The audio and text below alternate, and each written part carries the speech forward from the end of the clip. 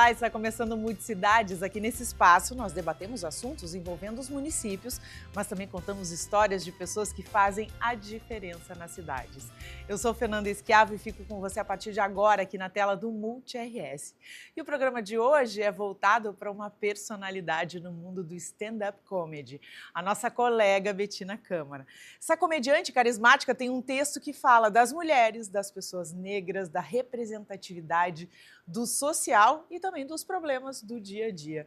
Betina, seja bem-vinda. Que bom te ter aqui. Eu estava louca para conversar contigo. Obrigada, meu bem. Também estou bem feliz Multicidades de estar é todo teu aqui. A Betina, que está no cafezinho diariamente, também está Sim. fazendo parte do elenco do Nosso Olhar. Sim. Bê, que bom te ter, e eu acho que a tua participação aqui ela é fundamental para a gente discutir alguns pontos que são muito interessantes, principalmente para nós mulheres, né? Sim. Primeiro eu queria saber como é que começou isso tudo, como é que a Betina se descobriu comediante e como é que começou essa trajetória.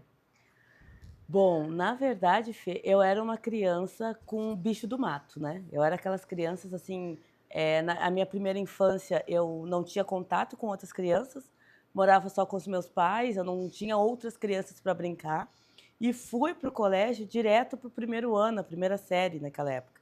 Então, eu hoje em dia, avaliando, eu penso que... E fui muito cedo, fui com 5 para 6 anos, não com 6 para 7.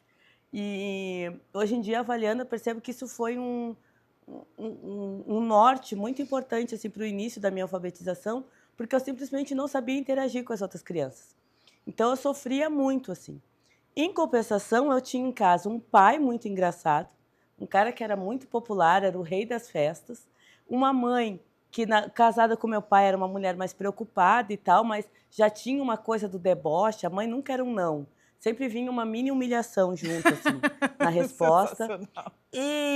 E aí, quando eles se separaram com 9 anos, o meu pai se afastou de mim, eu senti muita falta dele, senti muita mudança, fui fazer, na época, minha mãe conseguiu uma pedagoga que me orientou, e eu acho que a terapia e essa lembrança desse pai, que era muito carismático, muito engraçado, e que as pessoas gostavam, eu fiquei tipo, vou começar a imitar o meu pai no colégio, para que eu tenha amiguinhos no colégio. E aí isso começou ali, eu acho que 6ª, 7ª série, e fui desenvolvendo. Tanto é que no ensino médio, as minhas amizades de ensino médio, lembro, Betina, não lembro da tua dificuldade para se relacionar, porque no ensino médio eu já estava muito safa, assim. Fazia bullying comigo, eu me auto-fazia bullying, porque, tu quer falar mal de mim? Eu sei coisas terríveis. Então, eu ia lá e respondia, dava apelidos para os outros, era muito comunicativa. Eu sempre tive muita facilidade com a escrita, com a comunicação, escrevia muito, assim, e muito bem, assim, sempre. Minha mãe sempre incentivou a leitura. Então, foi basicamente por aí que começou essa minha coisa com humor na vida. Quando eu cheguei na vida adulta, depois de fazer minha primeira faculdade, eu estava vivendo um momento muito depressivo da minha vida e eu consumia muito humor e consumia um programa chamado CQC, que tinha, e tinha muito comediante de stand-up. E eu comecei a assistir aqueles guris e pensei, cara, eu acho que eu consigo fazer isso. E outras pessoas começaram a me falar, olha, tu viu aquele cara? Tu faz aquilo ali, tu faz aquilo ali. E aí procurei grupos que fizessem aqui em Porto Alegre, achei Donato e comecei a fazer. E aí fui me desenvolvendo.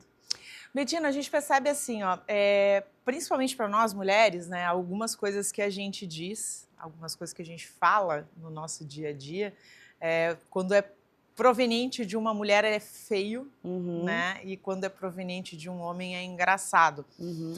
Dentro desse meio da comédia, você sentiu assim, ó, alguma dificuldade simplesmente pelo fato de ser mulher? Sim, no começo era a ideia de que eu realmente era engraçada. O pessoal sempre me pergunta, né, por que tem tão pouca mulher? E eu sempre cito uma entrevista da Dani Calabresa, que é uma comediante que para mim é uma baita referência, que a Dani fala que nós somos socializadas para sermos bonitas, delicadas, passivas, né? E as mulheres que fazem humor, a gente, por algum motivo, a gente é fora da curva. Se for ver, a Dani sempre foi muito, né? A Tata Werneck também, ela tem a questão da dislexia, era uma menina uma criança atrapalhada, ela tentava ser bonitinha e não conseguia. Eu também ia pelo mesmo lugar. Então, primeiro, as mulheres que vão pelo viés do humor, a gente já tem alguma coisa que é de Deus, que é uma coisa diferente. E tem esse processo da socialização também, e tem esse processo de, para mim, o humor é uma ferramenta de poder.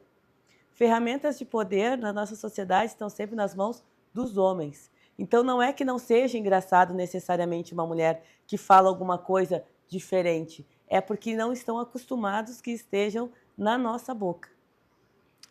Estão acostumados que a gente esteja passivona, assim, né, falando. E não, e tu vai lá e dá real, assim. Tanto é que eu costumo dizer, eu não sei flertar. Porque a partir do momento que a maneira que eu sei de me colocar no mundo, de chamar a atenção, é fazendo piadinha.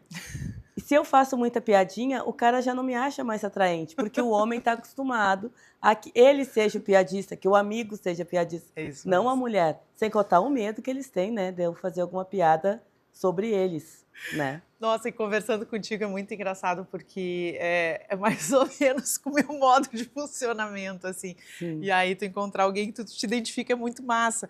E é bem isso, né? A gente... Não é questão de não ter filtro, mas eu acho que a partir do momento que a gente se apropria da nossa própria personalidade e externaliza isso para o mundo, é libertador, né? É libertador, é libertador. E tem a ver com uma coisa também de... É único, né? É o que tu tem de único. Nós duas somos mulheres, nós duas somos engraçadinhas.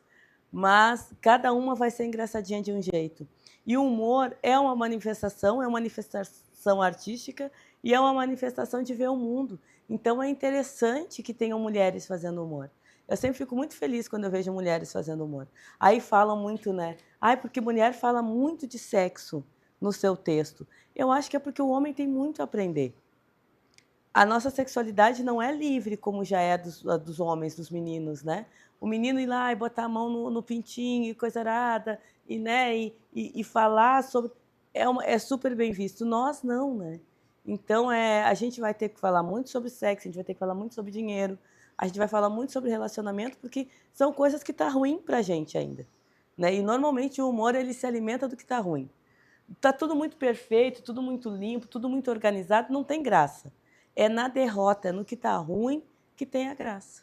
É verdade. Não, e são coisas assim, principalmente esses pontos que você trouxe, né? Hoje a gente tem, e isso são dados, são fatos, né? A maioria das mulheres, principalmente na periferia, elas são o pilar de sustentação das suas famílias. Né? Elas são o sustento da família, elas têm que se virar em 2, 3, 4, 5 mil para poder colocar o alimento dentro de casa. E outra coisa, relacionado aos homens, cara, a maioria dos caras são ruins de cama pra cacete, entendeu? Desculpa, a gente tá num programa de humor. E a gente não pode falar isso, porque daí eles se ofendem. E isso é uma visão feminina, isso é o real, é o que acontece. Real. E a gente dá risada, porque tem o gostosão, aquele que chega chegando, e na verdade não é bem assim, né? A gente tem a gente vive numa sociedade ainda muito hipócrita, né, Fê? Porque a gente tem acesso a um sexo muito grande, né? Tem aí muito fácil. Muito fácil. Tem aí quantos sites, canais de vídeos pornográficos, só que assim, pornografia não é sexo. Né? Então, e isso é muito ruim, porque aí muitos dos meninos se criam assistindo aquilo, né? E achando que é aquilo que tem que fazer, que tem que performar. Sabe que esses dias eu estava na minha aula de dança, me chamou a atenção um colega que ele disse assim: tu dança comigo? Aí eu disse: danço. Aí ele disse assim: mas eu não sou um daqueles caras que tu reage lá nos teus vídeos. E eu fiquei pensando, por que o homem acha que ele tem que ser aquele cara para dançar comigo, ou para estar comigo, ou de qualquer maneira, né? Porque os meninos também são inseguros, né? Só que eles são também, dentro dessa questão, eles são socializados para vender uma desumanização que não existe, né? Todo mundo é inseguro, todo mundo tem as suas coisas. A maioria de nós não quer um cara fortão e bombado e tal. A gente quer um cara parceiro, né? Um cara que se atine a descongelar um frango para fazer a janta, né? Que diga, olha, que entenda, olha, minha mulher está cansada, eu vou pedir uma comida hoje, ou eu vou fazer uma comida, eu vou limpar um banheiro, né? Eu falo muito isso nos vídeos também, né? É isso, é quem tá junto, né? É quem tá junto, é quem respeita, tá junto, quem respeita, exatamente. Quem apoia, quem te aceita grande, né? A gente vê muito o Selton Mello agora com a Fernanda Torres, quantos homens a gente consegue lembrar que ficaram efetivamente felizes vendo uma mulher, uma colega, uma companheira grande, no seu momento grandioso, né? Infelizmente, são poucos, né? Eu costumo dizer que os amores da minha vida são mulheres. Desde as mulheres da minha família, minha mãe, minhas tias, minhas primas, até as minhas amigas, né? Porque elas conseguem ficar felizes com as minhas alegrias e sofrer as minhas dores junto comigo de uma maneira que os homens ainda não são socializados para conseguir. E isso é um trabalho que nós mulheres, nós mães, principalmente, eu que sou mãe de menino, aí nós temos que fazer. A gente tem uma responsabilidade social aí dentro desse meio. Sim. Né? As mães de meninos, de fazer com que mude essa visão e fazer com que, de certa forma, eles consigam entender esse universo e, principalmente, respeitar esse universo e fazer com que cada vez mais a nossa desigualdade se aproxime, né? Exato, exato. Eu acho que tem isso, mas também acho que tem que cuidar para não ser injusto ou injustas com as mães de meninos, né? Porque a gente tem uma geração de homens que foram criados por mulheres fortes, que faziam tudo, e eles querem que outras mulheres continuem fazendo tudo por eles. E não é por aí, gente. Não é bem assim. Gente, olha que papo massa com essa pessoa incrível aqui que eu tô tendo o prazer de ter. Mas agora a gente vai para um rápido intervalo e a gente volta já já. Vamos conversar sobre um monte de coisa ainda. Não sai daí.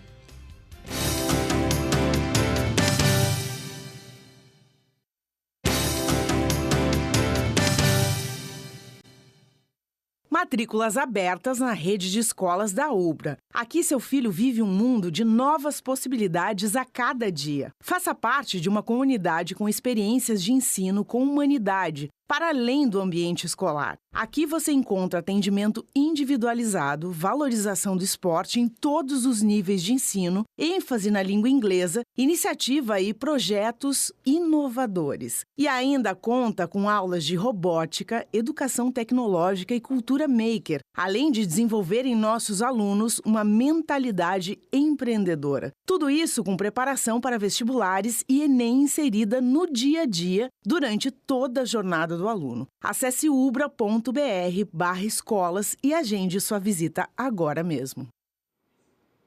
E o Multicidade está de volta e a gente continua falando com a Betina Câmara, essa humorista maravilhosa, nossa colega aqui do Multi-RS. B, inspiração para os shows. Eu tenho certeza que deve ser muito difícil, porque são vários shows, né? Vai mudando o enredo deles, enfim. De onde é que surge isso? É da vida comum, assim, das coisas que acontecem? É da vida comum. Normalmente a gente trabalha com shows por temporada, né? Os comediantes maiores, que fazem muitos shows, eles fazem um show por ano. Eu costumo ficar um pouquinho mais. Esse meu show agora está com poucos meses. E ele é do dia a dia, do momento que tu está vivendo, né? Eu acho interessante a gente ter sempre incentivos novos para estar escrevendo. Então, tá vivendo coisas novas. Então, agora eu estou fazendo aula de dança de salão, estou fazendo aula de pagode. Então, é uma coisa que está me dando muito incentivo de fazer, porque é uma coisa que não é terapia, mas é terapêutico. Eu sou uma mulher que não estou acostumada a ser conduzida. Fui muito incentivada a ser a pessoa que toma a iniciativa e vai e faz. E a dança de salão tem essa coisa de, não, é o homem que comanda, é o homem que manda, e está muito interessante isso, porque estou vendo os guris não sabendo combinar nada, não sabendo mandar nada, é ótimo. Então, quando vejo, eu estou com os meus colegas, faço passo 7 aí, é o meu jeitinho, entendeu? Mas estou melhorando, estou conseguindo trazer leveza para os meus gestos, repensando a minha vida também, né? Porque essa coisa de a gente ter que tomar iniciativa sempre, às vezes a gente interpreta de um jeito que a gente leva um peso para as coisas da vida, né? A minha família, as mulheres da minha família, a gente se orgulha muito de ser muito... Não, porque eu sou muito atinada, estou muito lá na frente, não sei o quê. Na realidade, a gente é tudo ansiosa, cansada, né? Estressada, burnout aqui, e a gente está tocando, né? Aí daqui a pouquinho o corpo começa, doença autoimune, depressão, dor de coluna, não sei o quê, né? E a gente se orgulhando porque, somos pioneiras. Não, tu é doida, tu não é pioneira, né? E a gente é doida porque, às vezes, a sociedade nos leva a isso, né? Então, o meu texto, eu falo muito disso, dessa mulher que eu costumo dizer que é a piranha cansada, né? Que é essa mulher que ela ainda tem, porque é muito comum os caras, minha mulher não quer mais fazer sexo comigo. Cara, vê se a tua mulher não tá cansada. Vê se a tua mulher não está tendo que te dizer a mesma coisa diversas vezes. E tem outra também, né? O querido se olha no espelho, né? Porque muitas vezes aí a gente tem esse Cara, problema, né? às vezes não é? E aí o Às vezes querido, o problema e é aí a menor. mulher assim, ó, é julgada o tempo todo, tem um corpo maravilhoso, fica em forma, fica não sei o quê, mas o querido já se olhou no espelho. Exatamente, Não, que né? também tem isso, né, Tem gente? isso, Mas tem eu nem isso. vou para esse lugar, assim. Eu vou muito pro lugar do tipo assim, se tu teve que ser mãe do teu companheiro o dia todo, tu não vai ter tesão por ele à noite. Resumindo, é isso, né? A vida está muito dura, a vida está muito difícil, a gente está tendo que ter várias atividades, é comum as pessoas terem 2, 3 empregos para conseguir dar conta de pagar Exato. o básico, né? Ah, minha mulher não quer transar. Por quê? Vamos conversar sobre isso? As pessoas transam, ficam juntas 10 anos, fazem sexo, têm filhos e não conversam sobre sexo. Né? Isso é uma coisa que eu falo muito. E eu sou... É uma coisa que eu tenho pensado e escrito um pouco sobre isso. Eu sou uma mulher não padrão que tem a audácia de subir num palco e dizer sobre o seu desejo, sobre o que tem vontade, sobre o que... Porque as pessoas acham que gente que não é padrão não tem tesão. Que quem tem direito de sentir tesão tem que ser loiro, alto, magro, sarado. Não, gente. Todo mundo sente tesão. E uma coisa que eu acho que tem que ter é essa coisa do equiparar, né? Para minha vida, hoje ainda o vídeo que eu vou lançar hoje, eu falo um pouco sobre isso, né? Mostro lá um cara muito bonitão e digo, tá, amada, mas para que tu quer esse homem na tua vida? Para que tu quer um cara saradão que corre não sei quantos quilômetros, que come não sei quanto ovo, que não sei o quê? Para que tu quer esse homem? Para estar do teu lado peidando pôde? Sabe, isso vai ter uma utilidade. Tu tem condicionamento físico. Tu tem condicionamento físico para estar com esse guerreiro? Porque esse guerreiro está correndo 10 quilômetros por dia. Tu não levanta um sofá para fazer uma faxina boa. Entendeu? Acho que todo mundo tem que pensar nisso, né? É verdade. Bê, e me diz uma coisa assim, ó, do ponto de vista de grana mesmo, aí a gente entrando dentro desse aspecto. Como é que funciona assim a questão do humor no que diz respeito a incentivo, patrocínio? Vocês têm um suporte assim de nada? A cada um tá toda piadista, gente. Ai, não, que engraçada. Não, mas faz a gente estandarte também? Não, ai, não faço. Assim mas eu lanço isso justamente pelo quê? A gente tem vários incentivos, né, do governo e vários incentivos de empresas também que destinam parte do imposto para arte, para um monte de coisa. Como é que funciona isso dentro do humor, né, dentro da comédia? Vocês têm acesso a isso ou é limitado ou quase inexistente? É assim, eu vou falar da comédia stand-up, que é o que eu faço, que é o chamado humor de cara limpa, né? Não é uma personagem que a gente cria. Sou eu, Betina, né? É uma persona minha. No meu caso, é eu com uma cauda de exagero, né? E aí eu vou pro palco e conto as coisas do meu dia a dia, da minha percepção do mundo e tal. E a formação do comediante stand-up, quando tu começa ali como open, que é quando tu consegue 5, 10 minutos num show de comediante mais experiente para fazer os teus minutinhos, ela é extensa e ela é importante porque eu acho que 60% do meu texto nasce no momento solitário, mas tem os outros 40% que nascem ali na hora do palco, conforme a reação das pessoas. Essa é a beleza do stand-up, ele é meio kamikaze. Por que eu estou dizendo isso? Porque esse tempo de formação, esse tempo que tu vai ser open, que depois tu vai ser um comediante mais experiente, depois tu vai estar em elencos fazendo shows de 20 minutos, isso leva um tempo, né? Então, até tu chegar e fazer uns shows de 20 minutos, 25 minutos, shows de elenco, eu acho que um tempo bom seria uns 5, 6 anos.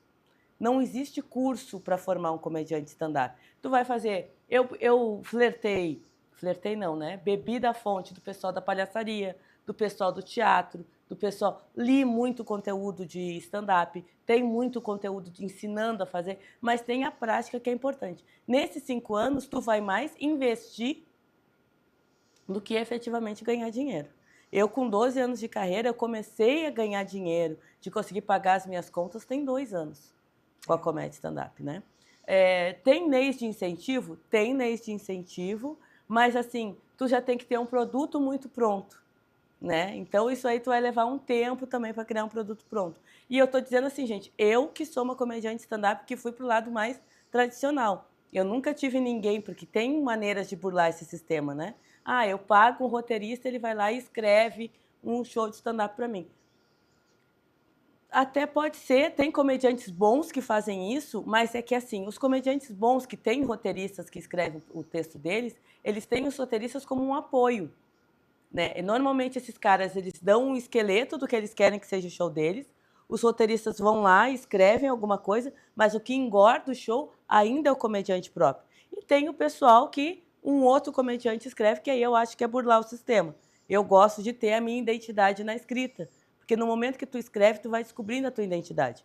Depois que tu tem um show solo, eu acho que o comediante... Aliás, antes disso, né? Hoje em dia o comediante tem que ter números nas redes sociais.